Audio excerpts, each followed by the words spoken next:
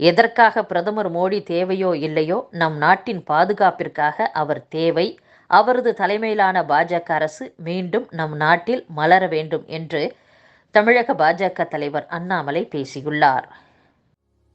இந்துக்களை தொடர்ந்து இழிவுபடுத்தி வரும் திமுக அரசு வரும் 2026ஆம் ஆண்டு தேர்தலில் படுதோல்வியை சந்திக்கும், எதிர்காலத்தில் காணாமல் போகும் என்று இந்து முன்னணி மாநில தலைவர் காடேஸ்வரா சுப்பிரமணியம் கூறியுள்ளார்.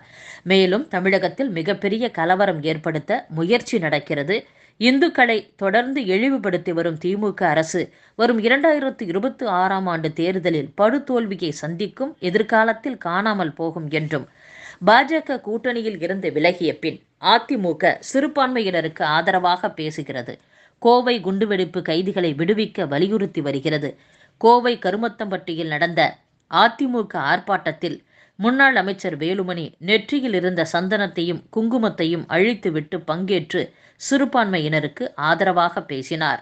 சிறுபான்மை மக்களுக்கு ஆதரவளிக்க திமுக, அதிமுக என்ற இருவர்களும் சளைத்தவர்கள் அல்ல. தமிழகத்தில் கோவில்களை இடிக்க திமுக வரிந்து கட்டி வேலை பார்க்கிறது. கோவையில் இதுவரை 5 கோவில்கள் தரைமட்டமாக்கப்பட்டுள்ளன. கடவுள் நம்பிக்கை இல்லாத கம்யூனிஸ்டுகளையும் பயங்கரவாதிகளுக்கு ஆதரவளிக்கும் திராவிட கட்சிகளையும் வரும் தேர்தலில் தோற்கடிக்க வேண்டும் என்றும் காடேஸ்வரா சுப்பிரமணியம் பேசியுள்ளார். ஊராட்சிகளில் விதிக்கப்படும் வீட்டு வரியை சொத்து வரி என பெயர் மாற்றம் செய்ய சட்டசபையில் மசோதா தாக்கல் செய்யப்பட்டது.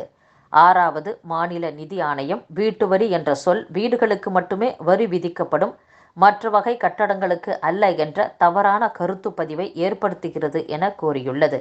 அதன் அடிப்படையில் 1994ஆம் ஆண்டு தமிழக அரசின் ஊராட்சிகள் சட்டத்தின் கீழ் விதிக்கப்படும் வீட்டு வரி என்ற பெயரை சொத்து வரி என மாற்றம் செய்ய பரிந்துரை செய்துள்ளது.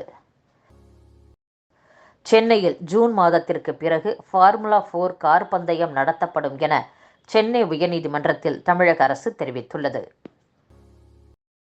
அப்போது கருணாநிதி மூலவர், ஸ்டாலின் உற்சவர், இப்போது முதல்வர் மூலவர், உற்சவர் உதயநிதி என முன்னாள் மத்திய அமைச்சர் ராசா கூறியுள்ளார். மூலவர், உற்சவர் என்பதெல்லாம் சனாதன பழக்க வழக்கங்கள், நடைமுறைகள். சனாதனத்தை ஒழிப்போம் என்று மேடைக்கு மேடை முழங்குகிற ராஜா ஸ்டாலினையும் உதயநிதியையும் சனாதனத்தோடு ஒப்பிடுவது ஏன் என்று தமிழக பாஜக துணைத் தலைவர் நாராயணன் திருப்பதி கேள்வி எழுப்பியுள்ளார். சட்டசபையை சபாநாயகர் அப்பாவு பொதுக்கூட்ட மேடையாக்கி இருக்கிறார். இந்த லட்சணத்தில் ஆளுநர் மரபை மீறிவிட்டார் என்று திமுக குற்றம் சொல்கிறது. அப்படி என்ன மரபை மீறினார்? தமிழ்த்தாய் வாழ்த்தோடு தேசிய கீதத்தையும் பாடுவோம் என்றதில் என்ன பெரிய மரபு மீறல் இருக்கிறது? விளையாட்டுத்துறை அமைச்சராக உதயநிதியை நியமனம் செய்து முதல்வருக்கு மேலாக முன்னுரிமை தருவது மரபு மீறல் இல்லையா என்று முன்னாள் முதலமைச்சர் ஓ பன்னீர்செல்வத்தின் ஆதரவாளர் மருது அழகுராஜ் கேள்வி எழுப்பியுள்ளார். ஈரான் நாட்டு மீனவர்களையும் பாகிஸ்தான் நாட்டு மீனவர்களையும் கடல் கொள்ளையர்களிடம் இருந்து இந்திய கடற்படை காப்பாற்றியதைப் போல் மன்னார் வளைகுடா பகுதியில் தமிழக மீனவர்கள் இலங்கை கடற்படையினராலும் கடல் கொள்ளையர்களாலும் தாக்கப்படுவதை தடுத்து நிறுத்த மத்திய அரசு முன்வர வேண்டும் என்று அதிமுக முன்னாள் அமைச்சர் செம்மலை கூறியுள்ளார். செந்தில் பாலாஜியை வெளியில் கொண்டு வருவதற்காக இன்னும் ஒரு வாரத்தில் செந்தில் பாலாஜியின் தம்பியை சரண்டர் செய்வர் என நான் எதிர்பார்க்கிறேன். தேர்தல் வருவதால் செந்தில் பாலாஜியை வைத்து சில வேலைகளை செய்ய திட்டமிட்டுள்ளனர். அமைச்சர் பதவியை ராஜினாமா செய்தாலாவது ஜாமீன் கிடைக்குமா என அவர்கள் எதிர்பார்க்கின்றனர் என்று தமிழக பாஜக தலைவர் அண்ணாமலை பேசியுள்ளார்.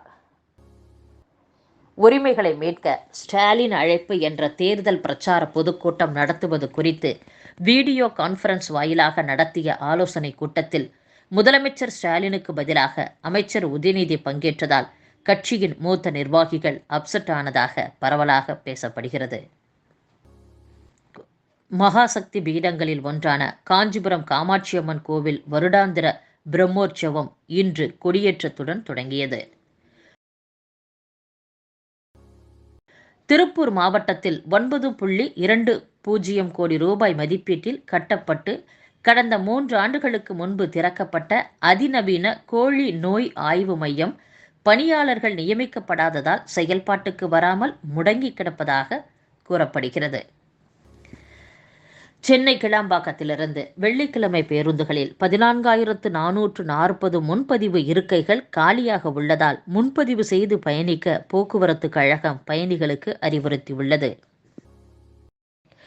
ஜம்மு காஷ்மீர் எல்லையில் போர் நிறுத்த ஒப்பந்தத்தை மீறி பாகிஸ்தான் வீரர்கள் நம் எல்லை பாதுகாப்பு படையினரின் நிலைகள் மீது துப்பாக்கிச் சூடு நடத்தினர். நம் பாதுகாப்பு வீரர்களும் பதிலடி தந்தனர். நேற்று மாலை 5:50 துவங்கிய இந்த தாக்குதல் 20 நிமிடங்கள் நீடித்தது. இதில் நம் தரப்பில் யாருக்கும் உயிரிழப்போ காயங்களோ ஏற்படவில்லை. இந்த திடீர் தாக்குதல் சம்பவத்தை தொடர்ந்து சர்வதேச எல்லையில் வீரர்களின் எண்ணிக்கை அதிகரிக்கப்பட்டு மிகுந்த எச்சரிக்கையுடன் இருக்கும்படி அறிவுறுத்தப்பட்டுள்ளனர். நிலைமையை உயர் அதிகாரிகள் கவனித்து வருகின்றனர். முன்னாள் பிரதமர் லால் பகதூர் சாஸ்திரியின் பேரனும் ஹரிகிருஷ்ண சாஸ்திரியின் மகனுமான பிபாகர் சாஸ்திரி காங்கிரஸில் இருந்து விலகி பாஜகவில் இணைந்துள்ளார்.